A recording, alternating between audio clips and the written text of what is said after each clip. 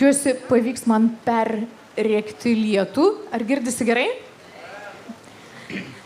Tai sveiki atvykę. Keliauju, vadinasi teršiu. Tvaraus turizmo mitai ir realybė. Tai dėkui, kad visi sulaukėte vienos iš paskutiniųjų diskusijos.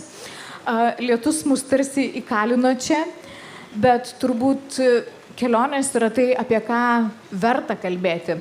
Ir šiandien aš, Audronė Alijošiūtė Paulauskienė, esu tikrai tvarumo entuziastė ir jau daugelį metų esu šioje temoje, dirbusi su įvairiausiais sektoriais, nevyriausybiniu ir su valstybės ir su verslu. Šiandien kalbinu 3 įdomius pašnekovus. Ir tai yra Ugnė Juodytė. Ugnė yra psichologė, kuri turi daugiau nei 10 metų praktikos. Jos sritis yra gestalt psichoterapija, kognityvinė elgesio terapija, coachingas. Aš manau, Ugnė šiek tiek papasakos apie save kažkuriuo metu ir per keliones. Ir kitas mūsų pašnekovas, tai Silvestras Dikčius. Jis save pristato klimatologas, straipsnio autorius, tinklaraštininkas, keliautojas pėsčiomis ir kasdienybėje praktikuojantis minimalistinę pasaulėžiūrą.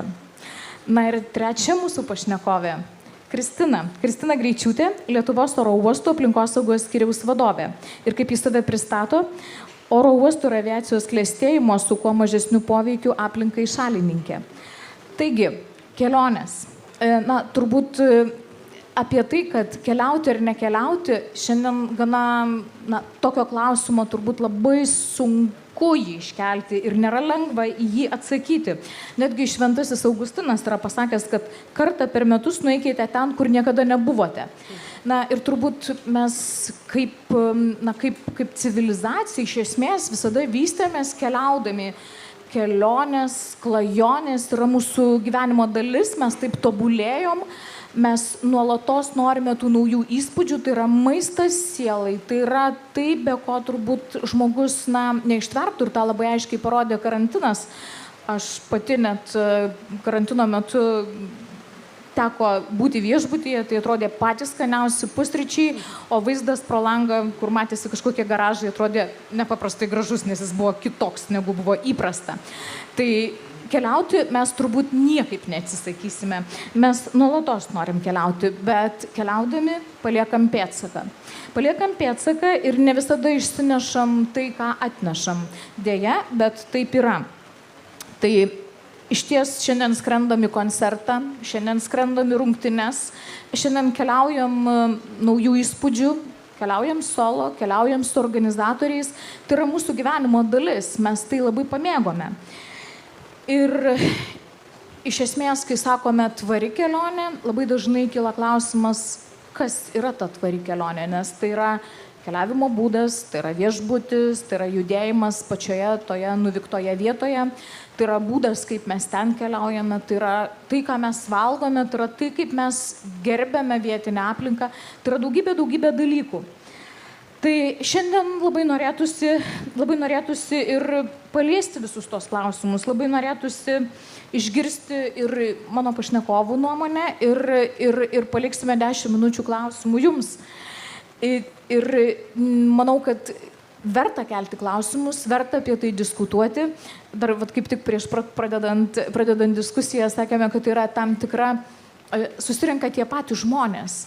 Mes savo aplinkoje labai tarsi žinome, kas yra teisinga, kas yra neteisinga, bet iš tiesų labai prasminga yra pritraukti ir kitus ir išplėsti tą diskusiją. Tai šiandien norėčiau paklausti ir pradėti diskusiją nuo tokio labai paprasto klausimo. Greito. Jūsų tvariausi ir netvariausi keliavimo įpročiai. Ir aš turiu mintyje nebūtinai tą keliavimą į tolimus kraštus, bet šiaip keliavimą. Kasdien atostogaut po miestą labai greitai. Kristina. Deja, dėl atstumo iki savo darbo vietos ir susisiekimo galimybių negaliu atsisakyti automobilio, tai turbūt čia būtų pats netvariausias mano keliavimo būdas.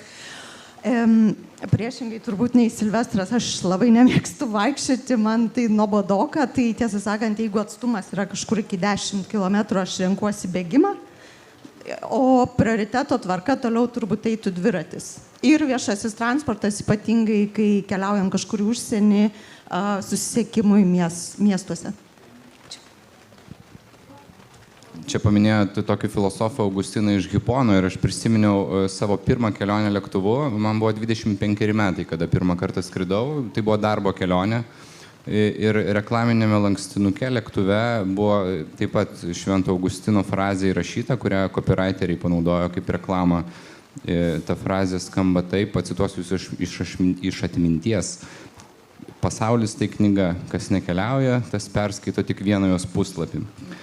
Tai aš 25 metus pakankamai tvariai keliavau, taip išeina, nes niekur nebuvau skridęs, o dabar dalis mano kelionių yra tikrai tvarios, aš keliauju pėsčiomis po Lietuvą, o visos kitos, tai kaip ir daugelio kitų žmonių, nes aš nemanau, kad kelionę galima, jeigu mes nesam kažkokios roko žvaigždės didžiulės ir neskraidom private jetais, padaryti labai jau netvarę. Mes vis tiek vartojam tos pačius dalykus, tai turiu vieną tokią pusę keliavimo savo ir visiškai kitą pusę ir abi man jos patinka. Tas miksavimas turbūt man šiek tiek nuodėmės atperka. Ugnė. Taip, mano kelionė tvarumo pasaulyje prasidėjo, kai gimė sūnus didžiausia, nes tada atrodo pavyzdį pradėjau norėti rodyti, norėjau, kad ir jisai tvarumo žodį suprastų, kas tai tokio.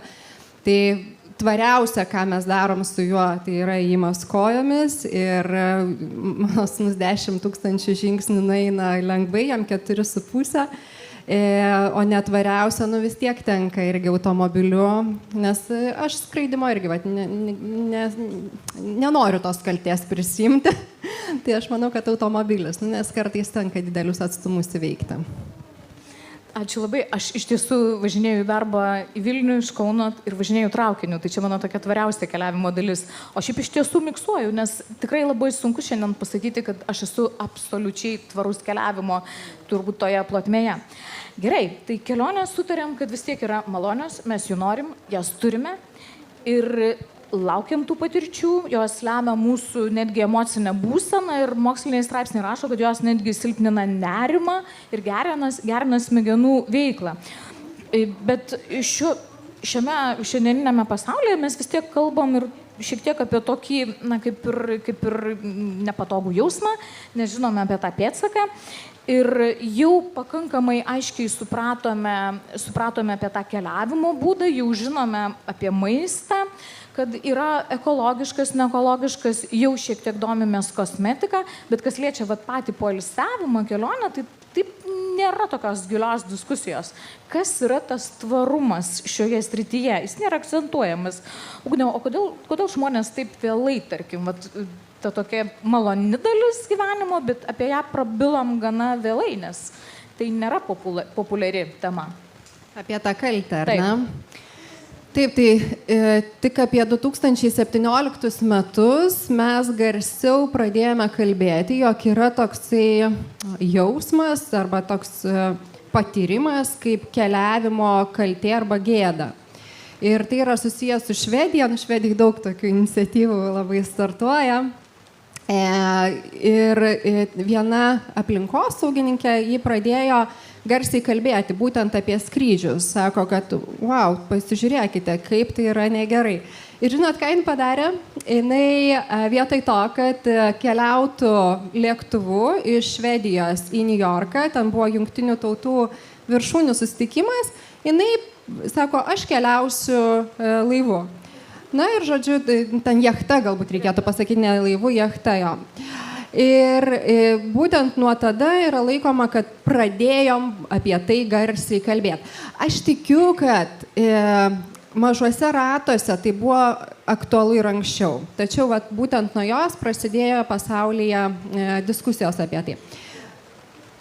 Tai kodėl, manau, kad... dabar tavo dar kodėl buvo klausimas, ar ne? Tai dėl to, kad žmonės apie tai, kame jaučiame kaltę ir gėdą, kaip jos veikia. Mes norim užsisklęsti. Kada jūs norit pasidalinti, aš dabar jaučiu kaltę ir gėdą? Norim atsitraukti, ar ne? Tai šitie jausmai mus skatina slėptis labiau, nedaryti, nekalbėti. Aš norėjau šiek tiek papildyti, nes iš tikrųjų į plačią visuomenę tai atėjo gerokai vėliau, galbūt nuo 2017 ar vėliau, ar truputį anksčiau, kadangi aš studijavau meteorologiją ir paskui dirbau pagal profesiją vienose mokymuose, kurie, man atrodo, vyko 2009 metais Kopenhagoje. Vienas dėstytojas, kuris turėjo atvykti iš Australijos, jisai neatskrido ir mums vedė nuotolinę paskaitą ir tie vedėjai mokymų sakė "Thank you, John, for saving the planet". Tai buvo prieš 14 metų. Tai ta informacija, kad skrydžiai teršia, kad mes teršiam, kad mes vartodami teršiam, jinai yra labai labai seniai žinoma. Tiesiog dabar pradėta kalbėti turbūt dėl to, kad ta ekologinė visa ir aplinkosauginė krizė jinai aštrėja ir to laiko lieka nebedaug. Tikrai taip. Silvestra, jūs tai labai dažnai kalbate ir straipsnius, ir kalbate apie tai, kad netgi apie savo vieną kelionę rašėt, kad per skrydį atmosferą bus paleistos maždaug 3 tonos anglies dvideginio kiekvienam keleiviui, į planetos naikinimo automatą dar sykį įmesiu savo monetą. Tai pripažindamas turėčiau jaustis be galo kaltas, tačiau nesijaučiu. Nepažįstu daug žmonių gyvenančių be šios nuodėmės. Ir jūs daug pateikėte įžvalgų, verta, neverta, šiaip visiems labai rekomenduoju, puikus straipsnis, labai smagu jį buvo skaityti ir matyti tą tokią ne juodą baltą, o tokį visą vaizdą. Koks tavo požiūris, kaip tu suderini tą atsakomybės jausmą ir vis tik tai tą didelį norą keliauti? Aš keliauju, kaip ir minėjau, labai vėlai, lyginant su dabartiniu ypač jaunimu, aš labai vėlai skridau apskritai pirmą kartą lėktuvu, tai dabar turbūt galėčiau varyti visą gyvenimą ir iš vis nejausti jokios kalties. Bet iš principo, kalbėdamas apie klimato kaitos temą viešai, aš nuolat susilaukiu tokių priekabių, kad buvau gruodžio mėnesį Japonijoje, Tokijoje, darbo reikalais beje. Ir kažkas man komentuoja Facebook'e, tai tu pėsčiomis ten nuėjai?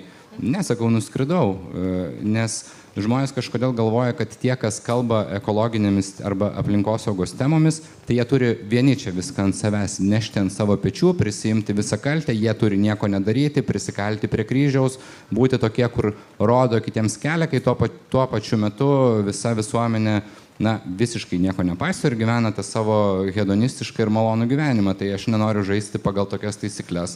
Aš suprantu savo taršą, bet suprantu ir kitų žmonių taršą.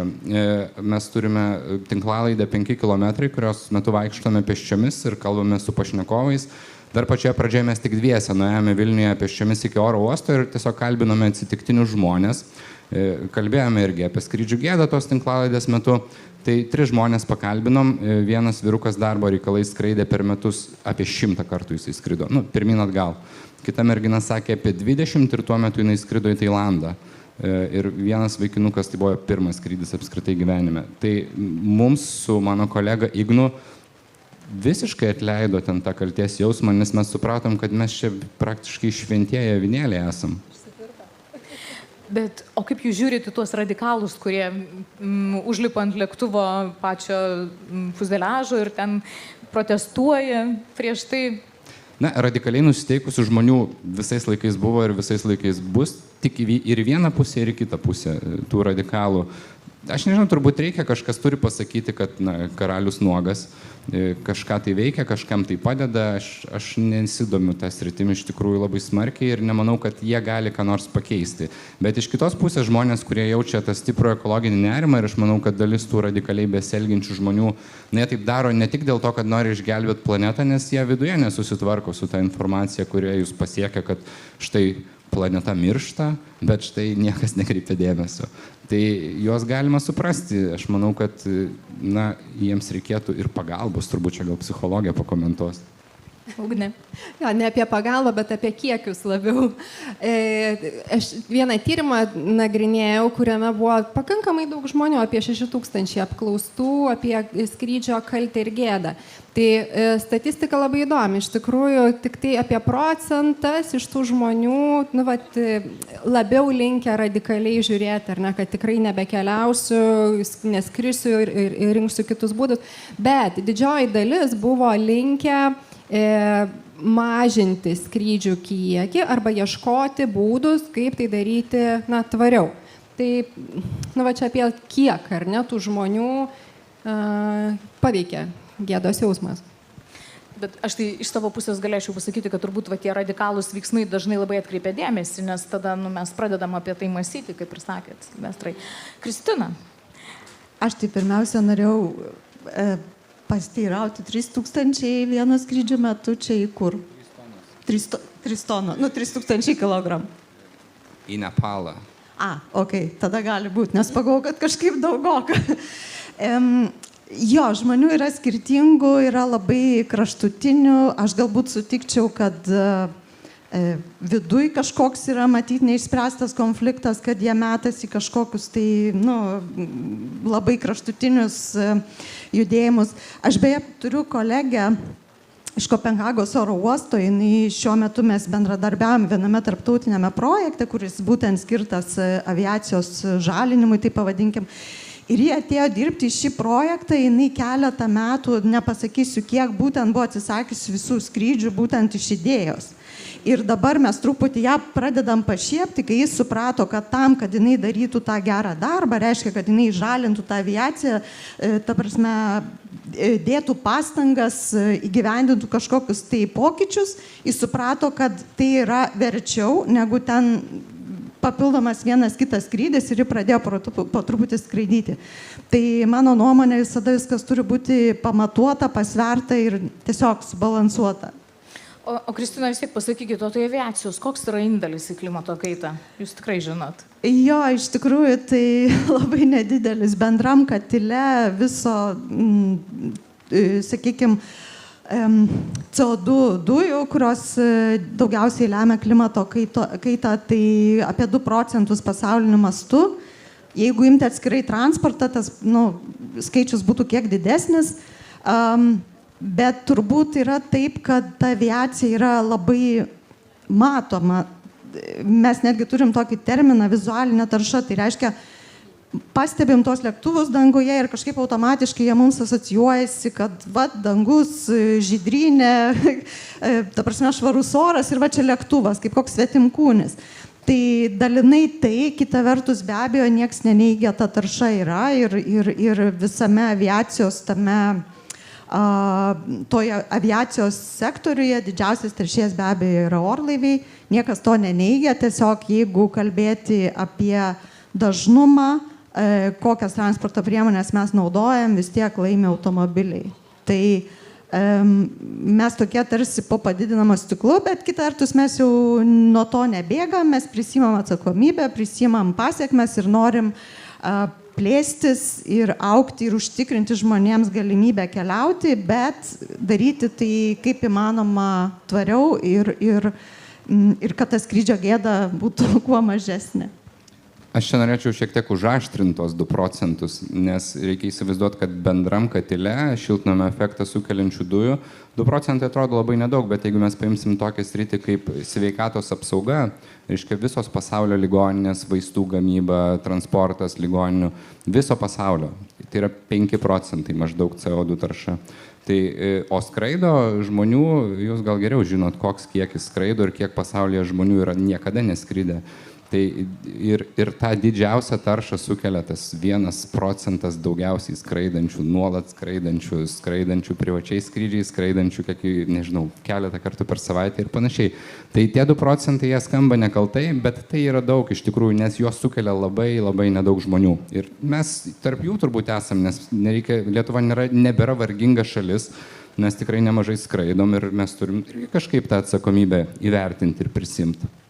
Aš šiaip pilnai sutinku ir beje vienas iš būdų, kaip, sakykime, socialiai atsakingos aviakompanijos stengiasi spręsti problemą šitą klimato kaitos, tai būtent stengiasi kuo labiau užpildyti lėktuvus. Ta prasme, kad vienas skrydis vežtų kuo daugiau keleivių, o ne vienas žmogus, kaip sakant, vienas prabangus keleivis.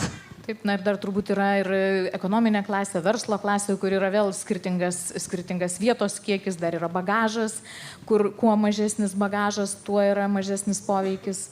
Aš tokį gandą girdėjau, kad čia kažkurį iš pigių skrydžių bendrovių įves stovimas vietas, kas būtų labai nepatogu, bet būtų labai ekologiška. Jeigu būtų ir pigu, manau, pasiteisins. Manau, kad saugumo būtų tam tikros problemos, nes kai mes kalbam apie tvarias keliones, tai čia yra daug aspektų ir saugumas, apsauga, sveikatos yra labai svarbus faktorius. Bet aš dar norėjau truputėlį praplėsti, bet irgi pasinaudoti progą, kad Kristina yra čia, nes nedažnai sutinkam, vadinkim, orlaivių, nežinau, benzino kolonėlės aplinkosaugos vadovė, nes man visada atrodė, kad oro uostas tai yra orlaiviai, bet iš tikrųjų tai yra tiesiog ta vieta, kur orlaiviai atskrenda, tai yra infrastruktūra, kurioje jie veikia. Ir šioje srityje jūs irgi esate nemažai nuveikę, nes Vilniaus oro uostas yra pasiekęs pakankamai aukštą lygį, yra 3 lygio tarptautinės oro uostų anglies akreditacijos programoje, o Kaunas ir Palanga vejasi, jie ten yra pradiniuose lygiuose. Tai reiškia, labai svarbu yra tai, kas ir vyksta ant žemės. Tai va, tas visuminis, papasakokit dar truputėlį, ką jūs darote. Jo, jūs labai gerai pastebėjot, oro uostas kaip po toks jis yra iš esmės infrastruktūra. Jeigu nebūtų orlaivių, tai mes būtume tiesiog turbūt prabangi stovėjimo aikštelė su labai gera asfalto danga. Tai viena vertus mes kartais iš tų 2 minėtų procentų, kartais mes oro uostai atskiriam, kad mūsų ten dar mažiau, ten 0, kažkiek. Bet labai retai tą darom, kadangi akivaizdu, kad mes negalim atsiriboti nuo savo partnerių, savo suinteresuotų šalių ir pagrindinis mūsų partneris ir yra orlaiviai, yra avialinijos. Ir labai svarbu, kad oro uostai būtų ta tokia jungiamoji grandis tarp antžeminio aptarnavimo bendrovių, tarp oro navigacijos tiekėjo, tarp avialinijų ir, kaip pasakyti, tarsi užduotų tokį toną. Nors be abejo visos tos paminėtos šalis, ypatingai avialinijos, jos turi savo organizacijas, turi savo įsipareigojimus. Dabar labai plačiai yra naudojamas tas terminas net zero, tai tiek aviakompanijos, tiek oro uostai turi tokius įsipareigojimus. Bet vienas be kito veikti mes negalim. Jeigu, pavyzdžiui, orlaiviai norės naudoti tvarius degalus, jie negali, jeigu oro uostas neužtikrins tiekimo. Ir tokių daug pavyzdžių yra, tai oro uostas yra tikrai jungiamoji grandis, kuri turi galę sujungti bendras pastangas ir, ta prasme, suderinti tuos veiksmus, kad judėti prie bendro tikslo. Tai aš suprantu, kad oro uostai keičia įpročius, ar ne? Ir jau taikosi prie tų naujų tvarumo iššūkių, kurie kol kas yra Europoje, bet panašu, kad jie ateina ir į visą pasaulį. O mes, žmonės, kaip mes keičiam įpročius? Ugne, ar pakanka žinoti, turėti žinių, kad keistume įpročius? Nes iš esmės turbūt, kaip ir Silvestrai minėjai, prieš daug metų jau mes žinojome apie poveikį lėktuvų. Aš pati esu irgi jau, bene 30 mečius aplinkosaugo ir, taip, tie pokyčiai, žinių mes turim vis daugiau, priemonių turim daugiau, bet elgsena keičiasi lėtokai. Tai žinom ir nesikeičiam. Kas stabdo? Taip, kad darytumėm pokytį, reikia žinių, bet jų be abejo neužtenka. Žinot, aš kiekvieną dieną stebiu žmonės, kurie nori daryti pokytį, kas ateina į terapiją, ar ne? Tie, kurie nori keisti gyvenimą savo ir nori greitai. Tai va šitoj vietoj niekada greitai nebūna, su mūsų tematika irgi. Ir kad žmogus pakeistų savo įprotį, aš manau, kad reikia kokių metų, 2, 3 ir reikia tam tikrų sąlygų. Pirma sąlyga - žinoti vardan ko aš tai darau. Ir šitoj temoje aš labai daug matau aplinkos poveikio, ar ne, jeigu mano draugai pažįstami apie tai kalba, tai gal ir man būtų gerai tvariau elgtis. Bet tokio vidinio vardan ko man tai yra svarbu, žmogus neturi. Ir tada viena kelionė ar kita, kažkoks tvaresnis poelgis atsitinka, sąmoningai naudoju šitą žodį ar nevartoju, atsitinka, bet įpročių tai jokių netampa. Tai pirmas dalykas, nuo ko pradedam, vardan ko. Kodėl man tai yra svarbu?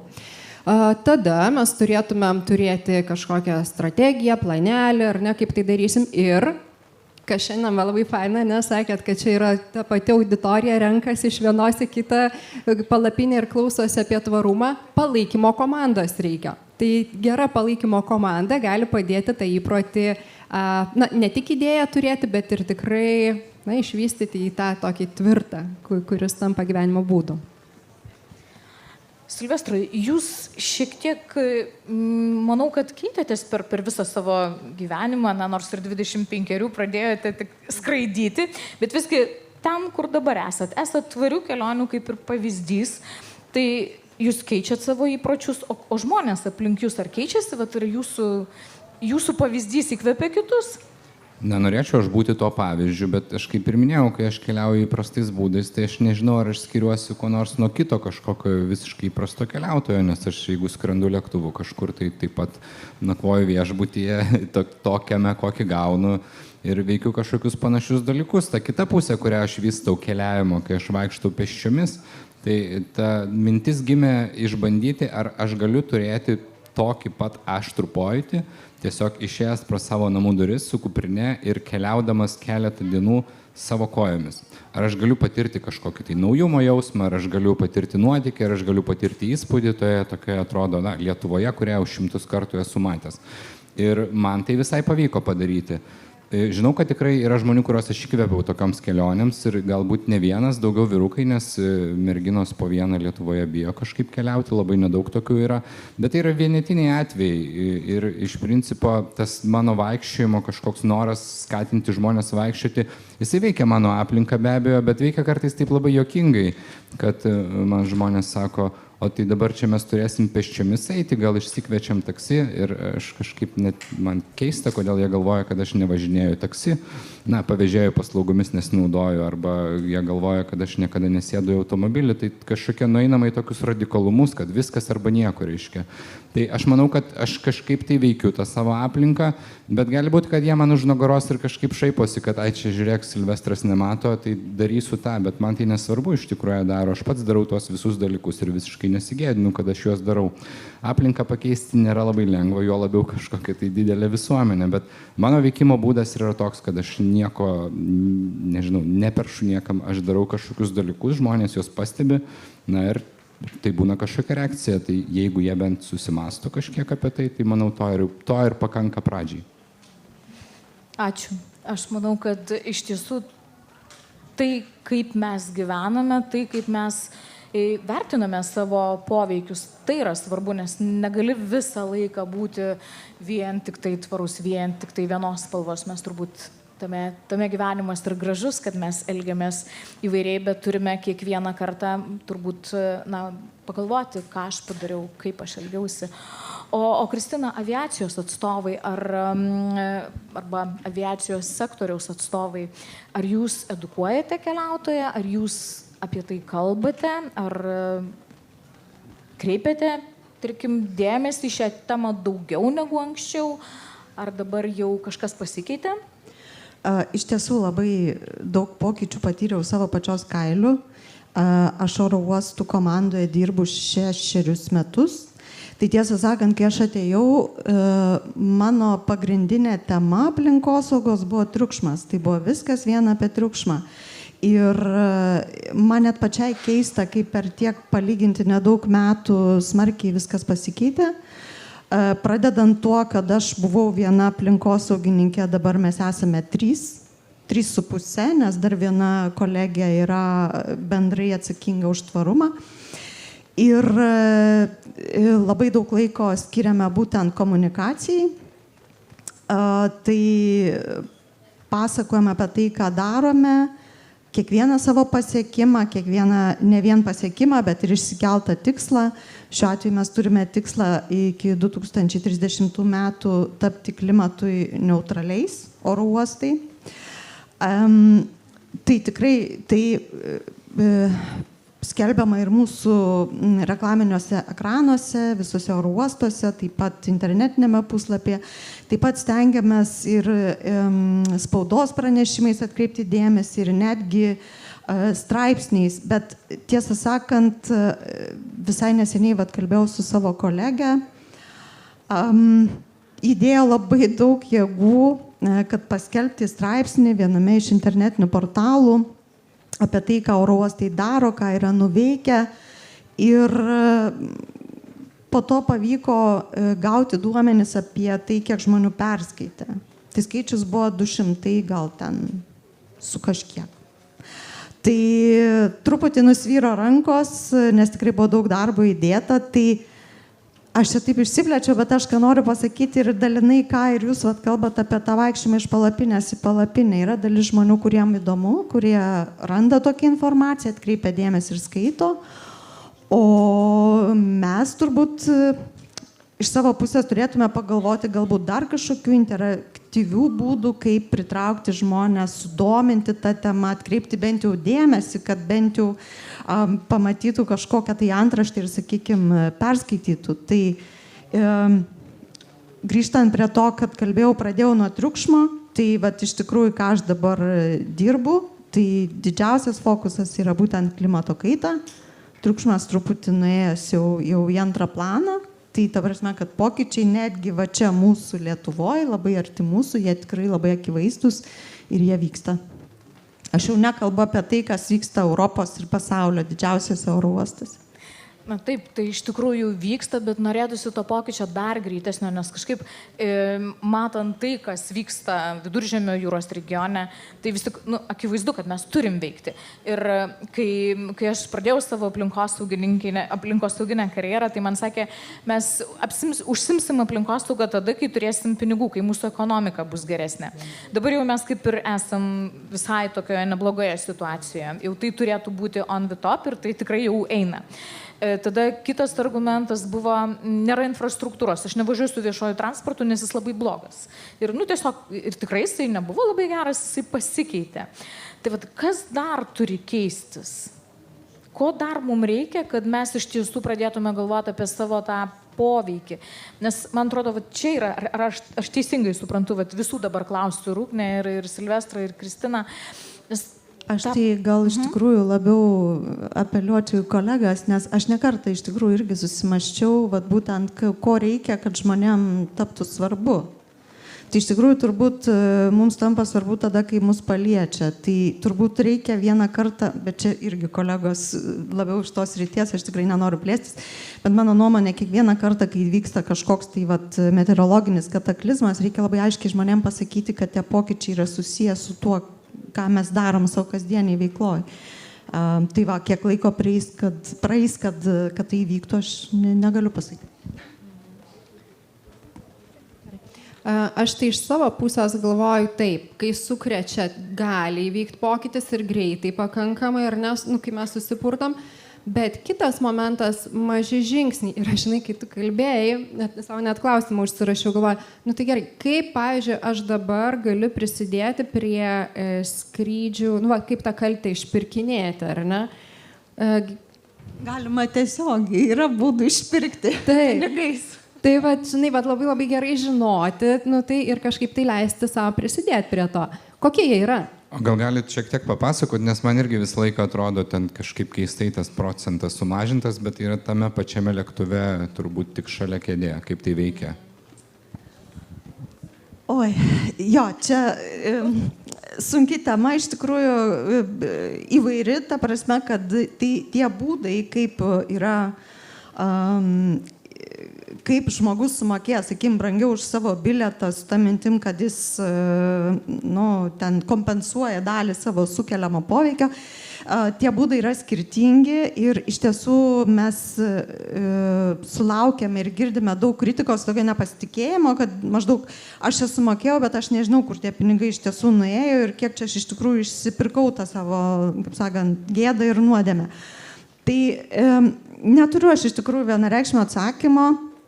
Yra įvairios programos, ne viena avialinių, yra ir oro uostai diegia įvairias programas. Žinau pavyzdžių, kur pati asmeniškai galiu pasakyti, kad tikrai bendrovė, šiuo atveju, pavyzdžiui, kaip pavyzdį galėčiau paminėti Svedaiviją oro uostų tinklą, kurie tikrai žinau, kad atsakingai jie oro uostuose turi įrengę tam tikras kažkokios tai elektroniniu būdu gali nusipirkti ir matyti, kur tavo pinigai nuėjo. Tai yra matyti, prie kokio projekto konkrečiai kokiam projektui konkrečiai jie buvo pervesti ir kas už tuos pinigus padaryta. Tai yra tokių programų, kur tu sumoki ir tu nežinai, kur tie pinigai buvo investuoti. Tai negaliu ginti iš tikrųjų, nes, taip yra.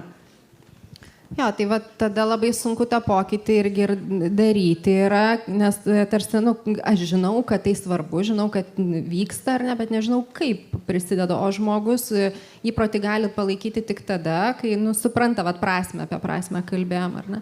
Ir maži žingsniai, aš tai suprantu, kad man labai reikia mažų žingsnių, aš kardinaliai neskraidyti, negaliu.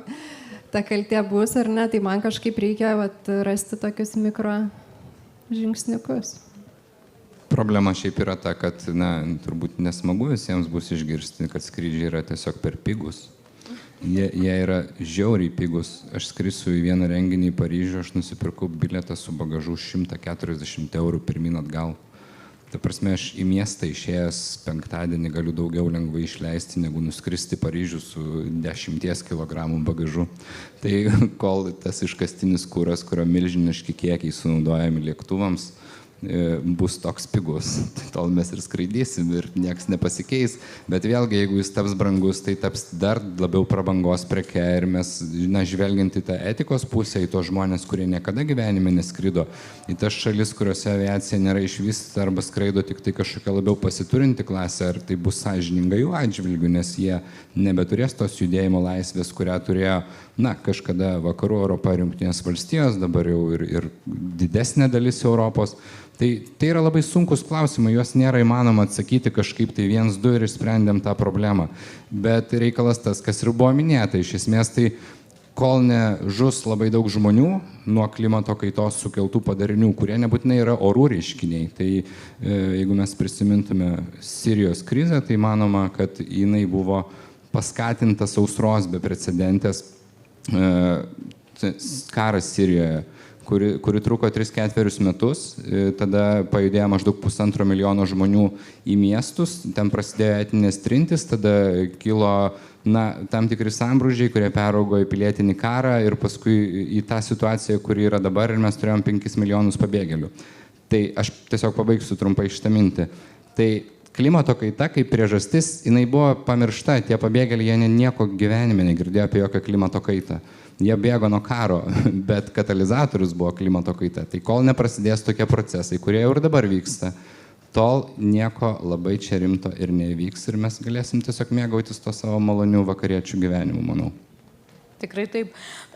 Net yra viena teorija, kad Babilono karalystė Tigro ir Eufrato slėnyje prieš 1000 metų išnyko būtent dėl klimato kaitos, nes buvo pernaudoti ištekliai. Bet padarykim pertrauką šitom rimtom ir liūdnom temom. Padarykim socialinę apklausą. Ir taip norėčiau, kad pakeltų rankas tie, kurie, tarkim, mokėtų 10% daugiau, jeigu žinotų, kad iš tiesų trečios šalies patikrintas sertifikatas ir jūsų, tarkim, poilsinė kelionė yra tvaresnė, bet ji kainuoja 10% daugiau.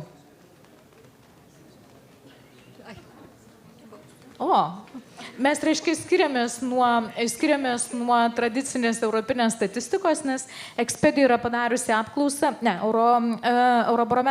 Euromonitorius yra padaręs apklausą ir 80% atstovų, tai yra reprezentatyvi apklausa, 80% atstovų sakė, kad mokėtų 10% daugiau. Čia salėje šiek tiek mažiau buvo. Ir įdomu, kad 30% daugiau mokėtų 40% žmonių.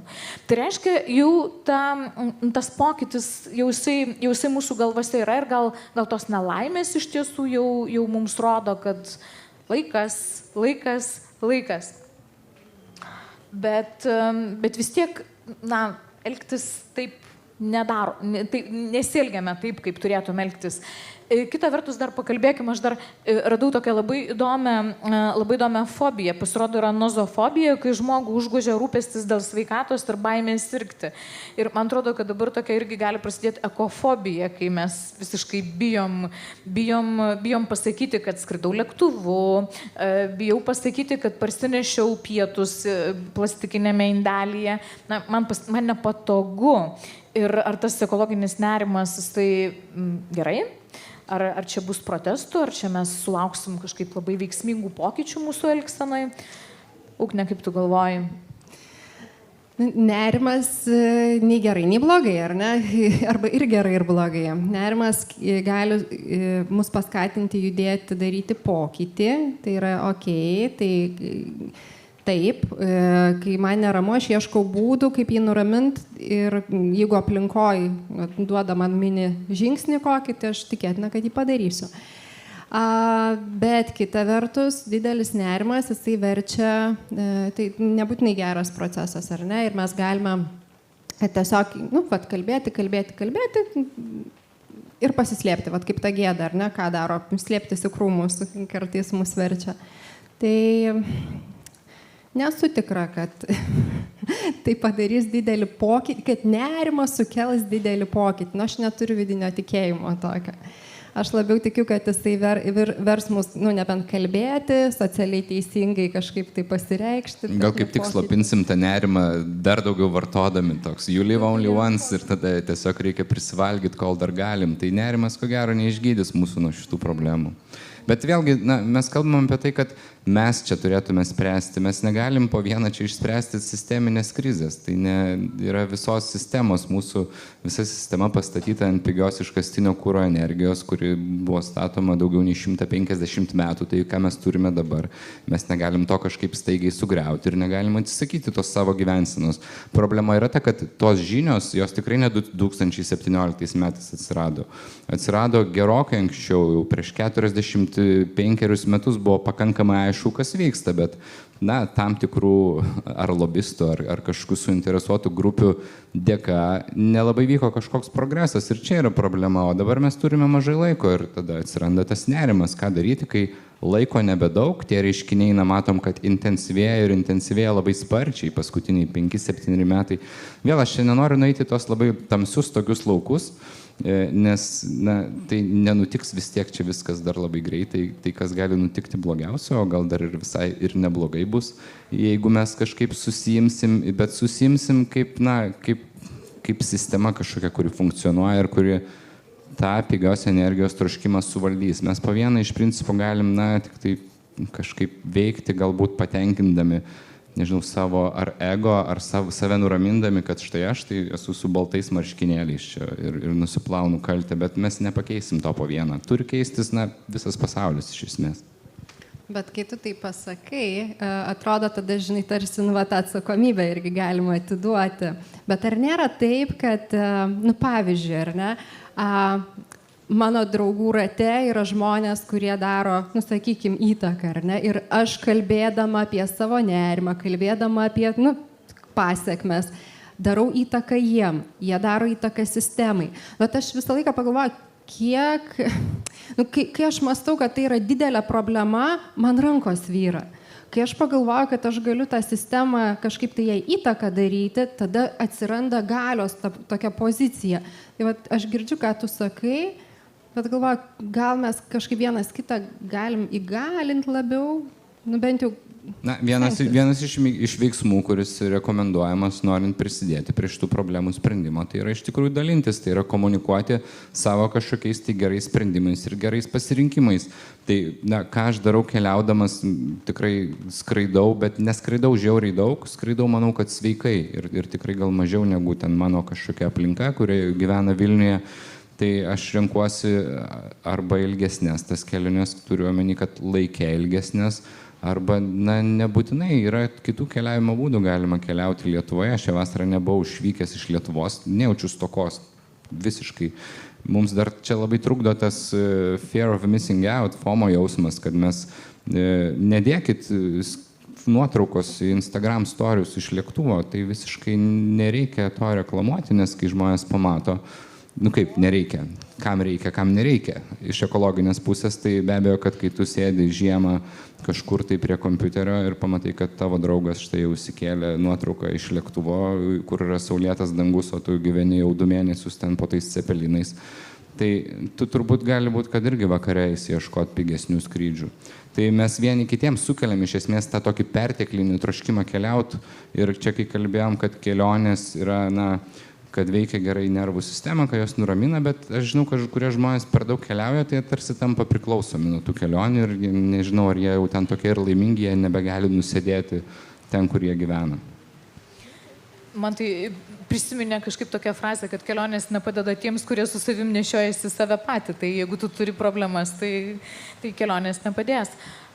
Bet kai kalbam apie sistemą, tai va, mes visą laiką sakom, sistema turi keistis. Bet iš esmės ta sistema, mes maža dalimi, gal ir nemaža dalimi demokratiniai visuomeniai, esame tos sistemos kūrėjai. Tai čia turbūt dar reikėtų sugrįžti ir prie aktyvumo, prie to pilietinio aktyvumo, nes aš nežinau Lietuvoje, kiek jūs žinot nevyriausybinio organizacijų kalbančių vat, apie klimato kaitą, apie keliančių tos klausimus, galų gale netgi besilgiančių drastiškai, tai mes tokių turim labai nedaug. Nežinau, gal ar daug ar nedaug? Daug? Žinot, nedaug. Aš nelabai žinau. Aš galiu tiesiog pasakyti, dėl ko taip yra, kad jų yra nedaug. Lietuva nėra tas kraštas, kuri čia labai veikia smarkiai tą klimato kaitą. Mes gyvenam šiaurėje ir mes visi pasąmoningai norim tos šilumos. Ir aš noriu šilumos. Visi nori šilumos, net suprasdamas klimato kaitos problematiką. Aš noriu, kad būtų šilčiau mūsų krašte ir daugiau saulės. Dėl to mes vis laik tokiam ambivalentiškam santykiai esam su tuo. Netgi tie, kas supranta, tai čia klimato kaita blogai, bet kad pas mus bus šilčiau, tai čia gerai. Dėl to Lietuvoje ta problematika iš tikrųjų nėra tokia aštri. Gerokai aštresnė yra pietų kraštuose. O kodėl Skandinavijoje yra pakankamai stiprus tas nevyriausybinis sektorius? Nežinau tiksliai, čia buvo skandalas, mes vis laik neteisingai sakėm ne Greta Thunberg, o Greta Thunberg, jos pavardė yra tikrai. Belgiška. Taip. Tai aš nežinau, jie gal turi tirpstančių ledynų, kas jiems parodo, kad vyksta tikras pokytis. Lietuvoje mes neturim kažkokių tai labai aiškių indikatorių. Ten būna karšta, nėra sniego žiemą, jau pripratom. Negaliu atsakyti į šį klausimą, bet kažkodėl jie labiau tuo sunerime, gal turtingesnė šalis, gal gali sau leisti elektromobilius ir panašiai. Skandinavijos avialinijos visiškai nesenai išpardavė visiškai bilietus elektriniu lėktuvu 2028 metams be aiškios krypties ir be aiškios datos. Visi bilietai parduoti. Tai ir kaina buvo pakankamai normali, ne 150 €, šiek tiek, beveik dvigubai daugiau. Tai reiškia, kad tas sąmoningumas didėja ir be abejo Europos žaliasis kursas, jisai dar duoda savo tokį labai stiprų, kaip ir impulsą absoliučiai visiems sistemos elementam veikti, tiek teisės aktam keistis, nes tada atsiranda baimė, kad kažkoks nubaudimas atsiras, tiek galų gale reikalavimai aviacijai, reikalavimai skaičiuoti savo pėdsaką, reikalavimai įmažinti. Ir šiandien, ko gero, vienas iš tų būdų yra inovacijos, kurių dar nėra, beje, nepaminėjau, kad to lėktuvo nėra dar. Jo tiesiog dar net nėra. Ir žmonės mokėjo, pirko katę maiše. Tai reiškia, mes kaip ir esam pasiryžę veikti ir tikime tomis technologijomis, bet va, tos technologijos, kurios yra, tarkim, tvarus aviacinis kuras, ar ne? Tai šiandien kai kurios avialinijos leidžia prisimokėti šiek tiek, kad į lėktuvą įpiltų šiek tiek to tvaraus kuro, kuris 80% daro mažesnį poveikį. Tai kada Vilniaus oro uoste galės leistis tik tvarių kurų varomi lėktuvai? Ar taip gali būti? Taip turės būti, išeities nelabai yra, todėl kad, kaip jūs kalbat apie tą elektrinį lėktuvą, taip jų dar nėra ir kol elektriniai arba vandenilių varomi lėktuvai taps prieinami, tai dar teks palaukti, bet taip mes turim vieną šiuo metu jau, kaip čia, parengtą, paruoštą naudojimo alternatyvą, tai yra tvarieji aviacijos degalai. Vienintelis gal trūkumas su jais, ne vienintelis, yra du, taip, tai yra kaina, bet turbūt netgi didesnis trūkumas yra prieinamumas, kadangi kiek jo šiuo metu yra pagaminama, tai tiesiog jau nebetenkina poreikių, net jeigu nori lėktuvas 2% įsipilti ir jeigu staiga visi tiek užsinorėtų, jau turbūt neužtektų. Bet perspektyvos yra geros, nes Europos didžiausias gamintojas tvarių aviacijos degalų be galo plečia gamybą ir žada, kad ten per keletą artimiausių metų tas Europos poreikis bus patenkintas. Tada be abejo atsiranda antra pusė, poreikiai būtina paklausa. Bet čia vėlgi yra dvi pusės, viena pusė yra privalomoji, kita yra savanoriška. Tai tiesą sakant, labai daug yra iniciatyvos iš avialinių, kurios jau dabar mūsų klausinėja, kada mes turėsim galimybę tiekti tokius degalus. O iš tiesų ta galimybė mūsų yra, kadangi tai yra degalai nereikalaujantis jokių pokyčių infrastruktūroje, jokio pokyčio varikliui, ta prasme, jos tiesiog gali pilti ir naudoti, tai mes kaip oro uostas, kai tik kažkas norės ir kai tik mes turėsim galimybę gauti, mes tą ir padarysim ir mes tą linkme dirbame. O kalbant apie skaičius, kada ir kiek, tai yra vadinamoji refuel reglamentas, kuriuo yra nustatyta konkrečiai, kiek tų skaičių kada, bet ar verta prie jų prisirišti, aš taip pat nemanau, kadangi iš to, ką matau aplink mūsų bendruomenėje sektoriaus, tai aš manau, kad kai tik bus galimybė ir prieinamumas, tai tie skaičiai galėtų būti gerokai didesni, negu nurodyta tam tikruose privalomuose reglamentuose. Tai aš suprantu, kad viltis yra.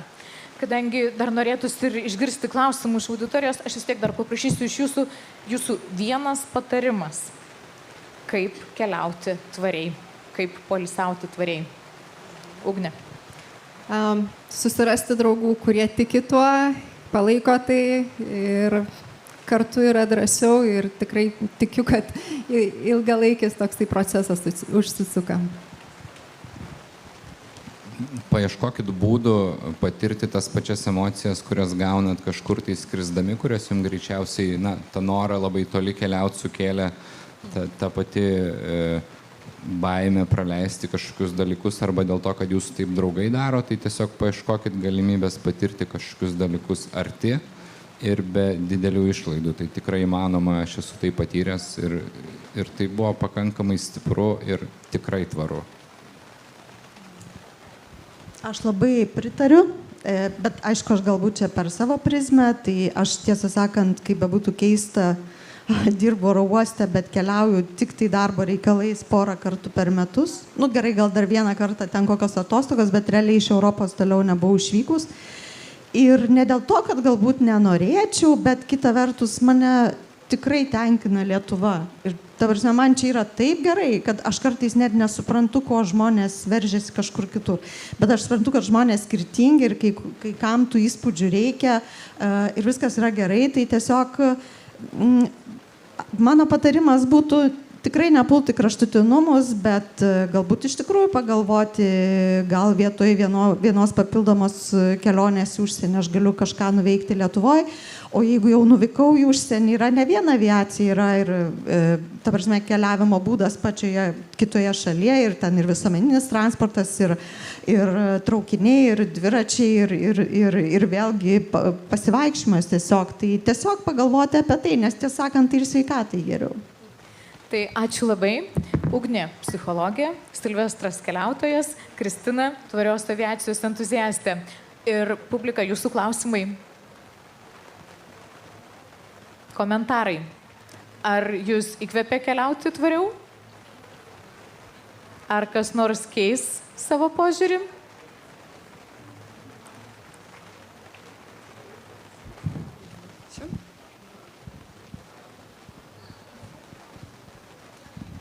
Čia yra galimybė pasakyti komentarą, tai aš gal komentarą. Kai buvo klausimas, ar mokėčiau daugiau už lėktuvo bilietą, kuris neva ten kažkaip būtų žalesnis.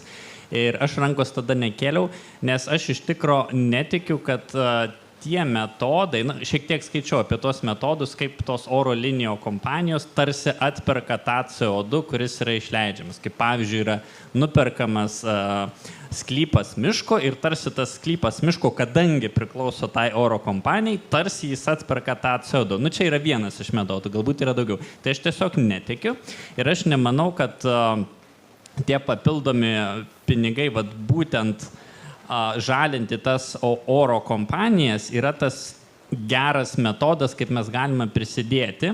Geriau būtų, sakykime, kažkokiose kitose sritise, kur tikrai tas poveikis galėtų būti didesnis. Tai dėl to aš gal už tą bilietą nesutikčiau mokėti daugiau, nes aš nepasitikiu tais metodais, kurie yra siūlomi. Ir aš kaip ir net ir neišgirdau šitos diskusijos metu to paaiškinimo, tai kaip tas veikia. Todėl aš tiesiog netikiu. Tai va, toks komentaras. Ačiū. Jo, aš minėjau, kad to nepasitikėjimo yra labai daug ir aš asmeniškai pilnai suprantu. Ir aš sakau, aš neturiu vienareikšmio atsakymo, reikia labai konkrečiai žiūrėti konkrečios bendrovės veiklą. Viena bendrovė tai perka mišką, jį atsodina, o po 5 metų jį kažkas iškerta ir niekas neužtikrina, kad to neįvyktų. Tokie dalykai vyksta dėja, bet, pavyzdžiui, yra kompanijos, kurios už tuos pinigus perka, kaip pasakyti, padengia brangesnio tvaraus kuro dalį. To, kuris 80% mažina anglies pėdsaką. Tai, ta prasme, jo, reikia tiesiog domėtis. Galbūt ateis diena, kai bus kažkokie bendresni reikalavimai arba tiesiog toks, bendras supratimas, kad taip turi būti. Kol kas tai yra visokių dėja sektoriuje nepatikimų galbūt veikėjų ir dėl to labai liūdna, kad būtent tai kelia nepasitikėjimą po to keliautojam. Bet tikrai tai nėra visi tokie atvejai, dauguma yra vis tiek geros iniciatyvos. Aš galiu tik pridurti, kad iš tiesų šitas sektorius labai keičiasi ir tas vadinamas anglies kompensavimo mechanizmas šiandien yra po padidinamų stiklų. Yra peržiūrėti jungtinių tautų patvirtinti projektai, tie vadinami anglies kreditai ir ten tikrai labai nedidelė dalis jų nustatyta, kad jie yra patikimi, kad iš tiesų tos veiklos kompensuoja tą poveikį klimato kaitai. Tai šitoje vietoje, aš sakyčiau, tikrai labai, labai verta gilintis į tai, nes jeigu jau kažkas yra daroma, tai reikėtų ir tą projektą išanalizuoti. Dar komentarų, klausimų? Lyjant lietui, į šiltus kraštus skristi turbūt visiems kyla labai didelis noras. Šiltose kraštuose irgi lyja, man tai labai keista, kad Lietuvoje žmonės nustemba, kad lyja lietus. Labai keistas šitas dalykas. Pas mus daug lyja. Turėtume būti pripratę, bet čia jau tiesiog šiaip mes kalbam apie orą, nes neturim klausimų. Tikrai taip. Tai tuomet ačiū visiems, ačiū Ugniau. Dar yra klausimas, man atrodo. Yra? Gerai. Aš norėčiau pakreipti klausimą taip, čia apie skraidimą, bet sakysim, kai žmogus vaikšto žeme, tai jis vietoje vienų batų sunaudoja daugiau batų, ne? Batų gamybai irgi, panaudojama iš gamyklos, kurios gamina batus, jos irgi ten tą CO2 ir taršą vykdo. Tai, žinot, vienoje vietoje taupom, kitoje vietoje visą tą patį darom ir gal net daugiau. Tai vienas dalykas ir aišku, čia dabar kalba netgi karvės CO2 irgi gamina, tai ir jau pienas, žinot. Tai kad ta tema tokia labai įvairi ir man atrodo, kad daugelis nelabai supranta, kurioje vietoje čia galima sutaupyti, nes kiekvienas kažkaip pristato tą temą iš įvairių kampų, bet bendroji sumoje mes nesuprantam, kur ten sumuosi tas anglis tauposi ir kurioje vietoje mes ją ten toliau didinam. Tai tiek. Aš gal pabandysiu atsakyti, žiūrėkit, jūs sulyginot batus, jie purvini, nes vaikščiau per lietų batą, kuris tokio dydžio su lėktuvu. Tiesiog toks komentaras būtų.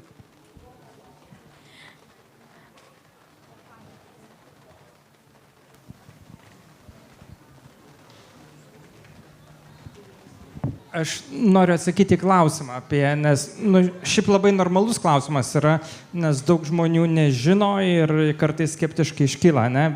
Vienur taupom, kitur naudojam. Tai yra toks dalykas kaip CO2 skaičiuoklė ir netgi, man atrodo, vienas bankas yra padaręs. Tai kiekvienas žmogus gali pasiskaičiuoti savo CO2 pėdsaką ir pamatysit, koks jis yra. Mano asmeniškai didžiausias CO2 pėdsakas yra iš kelionių. Bet aš puikiai žinau, kad aš ten neperku kokių rūbų, nevalgau jautienos beveik ir panašiai, bet galima paskaičiuoti, ne, kiek reikia CO2 batams, kiek reikia CO2 ten kilogramas jautienos ir kiek vienas skrydis. Tai labai šaunu, kad domitės. Aš tik noriu irgi atsakyti į šitą klausimą labai konkrečiai, nes šitą atsakymą gavau 2009 metais per krizę iš jauno verslininko, lietuvio grįžusio trumpam į Lietuvą ir sakė, pas mus yra batai ir tai buvo labai juokinga, nes jis batus gamino UK. Ir jisai sakė, kad geriausias dalykas per ekonominę krizę buvo skaityti senas knygas. Nes nevaikštai ir taip nenaudoji batų. Kartais pamiršti, kad valgyt nori, sėdi ant suoliuko ir jeigu dar knygą gavai iš bibliotekos ar seno draugo, tai apskritai pigiai prasisukai. O jo logika visą laiką yra tokia, kad jeigu pinigų neuždirbi, reiškia juos leidi. Tai čia kažkuria prasme su vartojimu irgi taip yra. Jeigu mes netaupom, tai reiškia mes kažkur vartojam. Ne? Toksai komentaras. Ar dar klausimų yra? Mes dar turim vienam mažam klausimui. Tai keliaukime, bet atsižvelkime į savo pėdsaką. Ugnė, Silvestrai, Kristina, ačiū labai Jums už Jūsų laiką. Ačiū.